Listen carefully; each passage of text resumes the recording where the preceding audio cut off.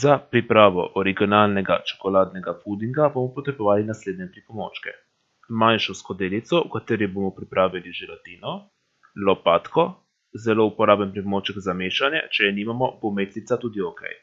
Tehtnico, s katero bomo odmerili potrebne količine, plastično skledo, v kateri bomo zmešali našo maso, stepalnik, s katerim bomo zmešali sestavine v gladko maso, sitce, s katerim bomo maso precedili, posodo s hladno vodo z ledom, v katerim bomo hitro ohladili našo maso, 3 kozarce za modele, v katerem bomo nalili in ohladili našo maso, da bomo dobili končen izdelek, ter plastično folijo, s katero bomo pokrili te kozarce, preden jih bomo postavili v hladilnik.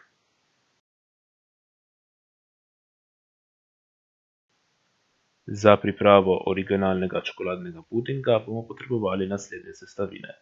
120 ml hladne vode, v kateri bomo raztopili 12 g želatine v prahu, 80 g sladkorja in 30 g kakava v prahu. Obojno odmerimo na tehtnici. Po želji lahko dodamo še žličko instant kave ali kateri drugi dodatek, ki bo popestril okus pudinga. Ter na koncu še 180 ml mleka, najbolje, če je mleko polnomastno.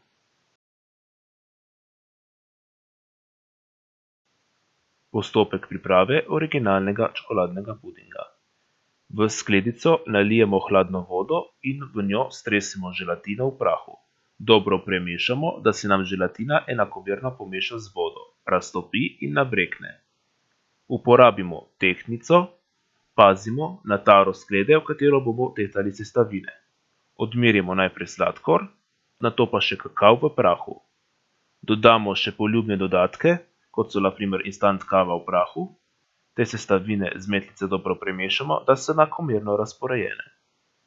V mikrovalovni pečici ali na štedilniku segrejemo mleko do 60 stopinj Celzija in ga 1/3 vlijemo v skledo.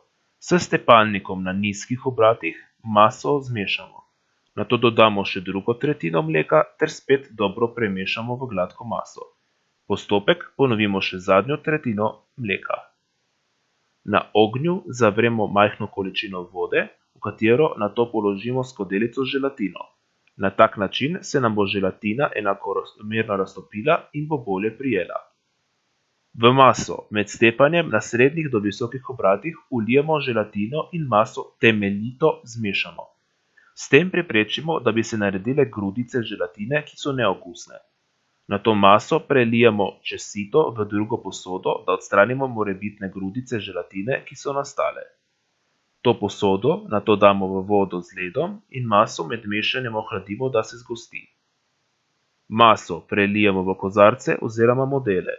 Količina bi morala zadoščati za približno 3 kozarce, odvisno od njihove velikosti in tega, koliko jih napolnimo. Pokrijemo s plastično folijo in postavimo v hladilnik čez noč.